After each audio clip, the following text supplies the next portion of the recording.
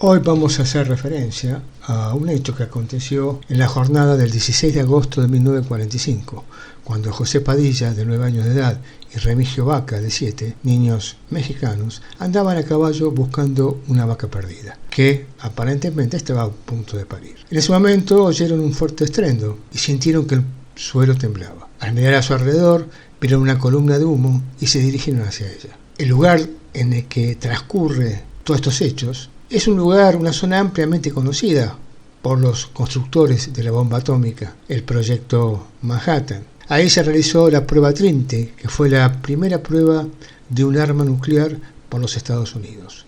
Tuvo lugar el 16 de julio de 1945 y fue la primera explosión nuclear de la historia realizada por un ser humano. El jefe del proyecto Manhattan, el general Leslie Groves, y el director científico Robert Oppenheimer decidieron que una prueba de concepto tendría que llevarse a cabo antes de que el arma pudiera ser utilizada con confianza en la guerra. Esta bomba utilizada era del mismo diseño que la explosión de Nagasaki del 9 de agosto de 1945. Después que esa prueba Trinity demostrara su viabilidad, el lugar decidido para la prueba fue una zona remota de Álamo Gordo, después conocida como White Sands. El lugar se encontraba en la zona norte, entre los pueblos de Carrizozo y San Antonio, Nuevo México, en el desierto Jornada del Muerto, al suroeste de los Estados Unidos. Hay ahí, en la actualidad, un monumento, el monumento Trinity, formado por una roca áspera y oscura, en forma de obelisco, de alrededor de 3,6 metros de altura, que marca el epicentro de esa explosión. Lo cierto es que los niños, ese 16 de agosto de 1945, cuando ya había pasado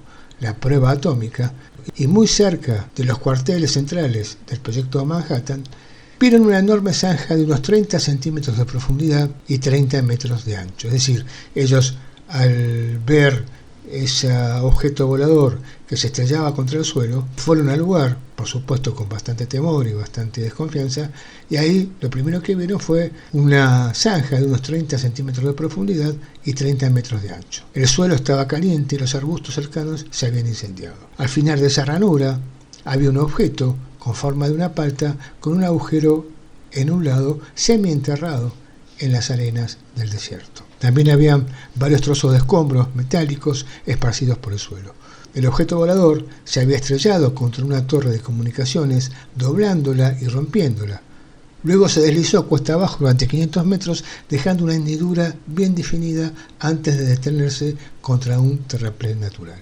Este también, además de ser el lugar o la zona próxima a las experimentaciones nucleares, fue también, en una primera época, un lugar tradicional ancestral para los indígenas, es decir, sagrado. La nave era extraña, sin dudas. Los chicos se percataron de la presencia también de pequeños seres moviéndose de un lado a otro. Se escuchaba como un sonido agudo que Remigio, uno de los chicos, comparó con el de un animal sufriendo, como los primeros llantos de un bebé recién nacido. Los chicos relataron posteriormente que percibieron que los seres estaban angustiados.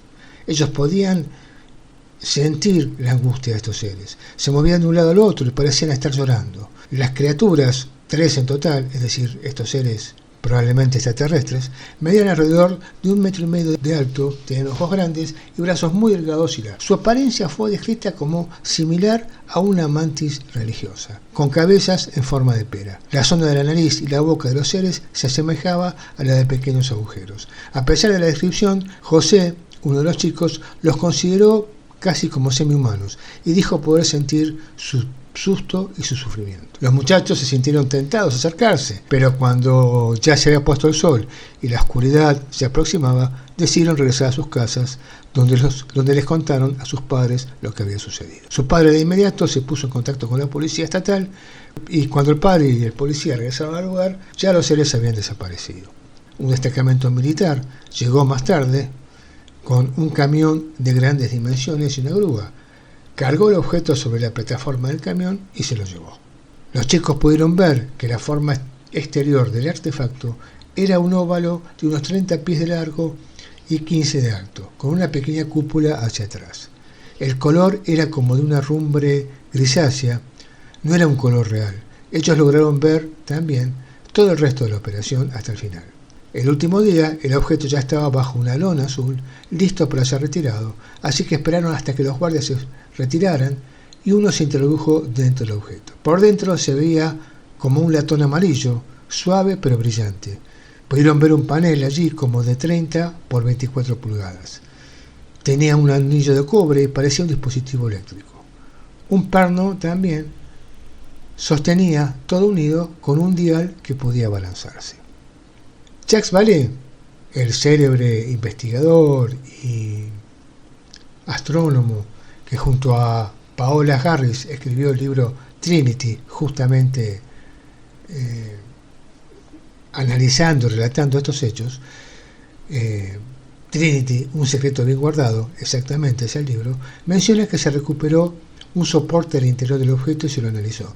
Si bien cree que probablemente fue agregado por los militares, él y Paola continúan investigando otros materiales recuperados del sitio. Los detalles apuntarían, en principio, a un objeto físico con características que van más allá de la tecnología humana de la época. La capacidad del objeto para soportar un choque a alta velocidad, dejar una larga estela y requerir maquinaria pesada para su transporte, sugiere una robustez determinada y un peso incompatibles con los aviones convencionales o las naves experimentales conocidas hasta ese momento. Vallée revela algunos aspectos importantes del caso en su libro. Él afirma que el incidente ocurrió en agosto de 1945, pocos días después de la rendición de Japón y de la prueba de la bomba atómica en Trinity, Nuevo México, cerca del campo de pruebas de White Sands, donde se llevó a cabo el proyecto Manhattan. Esto ya le da un cuadro determinado a esta aparición, ¿no? Un contexto determinado político, social y económico mundial, que es el contexto donde se revela esta nave que choca contra las arenas de White Sands.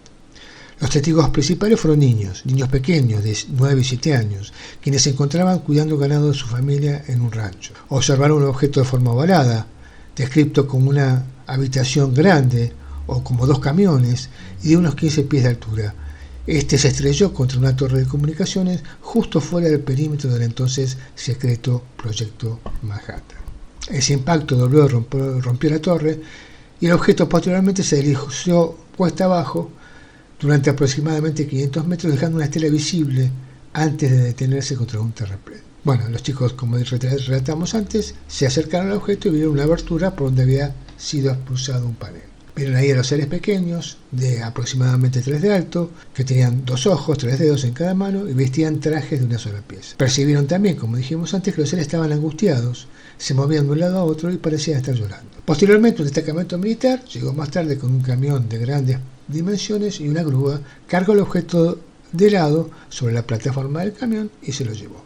Varios factores contribuyen a la importancia del caso Trinity en el análisis de Vallée. Contexto histórico. El incidente ocurrió en un periodo sumamente delicado, justo después del amanecer de la era atómica, cuando la dinámica del poder mundial estaba cambiando drásticamente.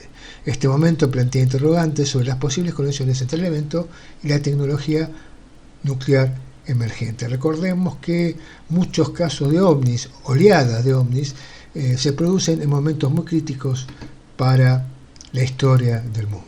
Ubicación. La proximidad del lugar del accidente al proyecto Manhattan y al campo de pruebas White Sands, un centro de investigación científica y militar de vanguardia, enfatiza aún más el potencial de un vínculo con tecnología avanzada.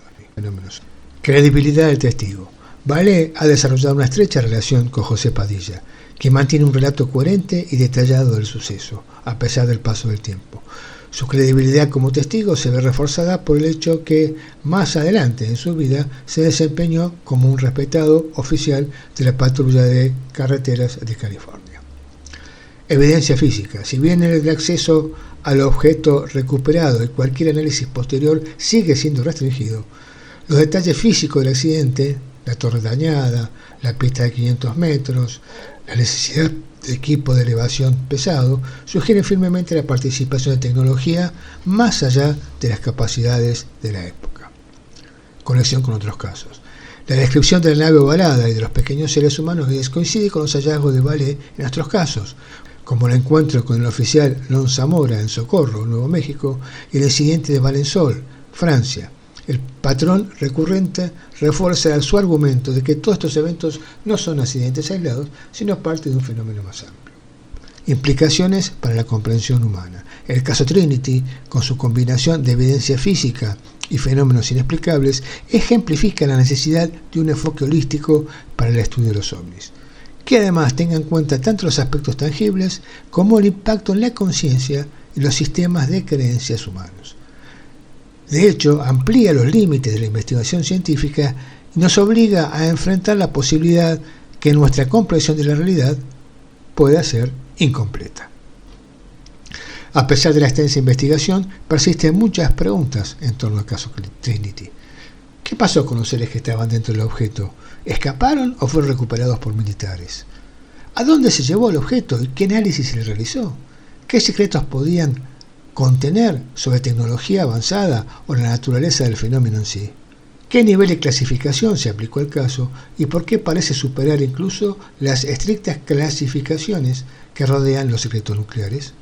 ¿Qué revela este incidente junto con otros relatos similares sobre la posible influencia de la inteligencia no humana en los asuntos humanos y cómo podría estar moldeando nuestras percepciones de la realidad? Subraya la necesidad de continuar la investigación, el diálogo abierto y la voluntad de desafiar los paradigmas establecidos en pos de una comprensión más completa de nuestro lugar en el universo. La seriedad y su gran formación científica de Jacques Vallée y su compañera del libro, Paola Harris, da un toque muy serio a esta investigación. No es una más, no es una aventura más, no es una hipótesis, digamos, que lanza cualquier ufólogo de café. No, son dos académicos, son dos personas que tienen una gran responsabilidad. En el caso de Vallée ya ha escrito libros y ha sentado hipótesis muy importantes sobre el funcionamiento del fenómeno. Revolucionó el análisis del fenómeno OVNI con sus hipótesis y teorías. Queda en cada uno, por supuesto, analizar y posteriormente sacar conclusiones particulares respecto al caso. No obstante, me pareció que es un caso que vale la pena discutir, que es controvertido, obviamente. Acá sabemos que en este tipo de casos, en este tipo de situaciones, no tenemos la verdad absoluta, nadie la tiene. Así que bueno, aprovecho para solicitarles y pedirles que por favor se unan al canal, nos dejen su like para poder hacer participar a otra gente y enriquecer el grupo. Y bueno, nos encontraremos nuevamente con un nuevo caso que pueda ser interesante. Entonces será hasta pronto y que estén muy bien. Muchas gracias y hasta pronto.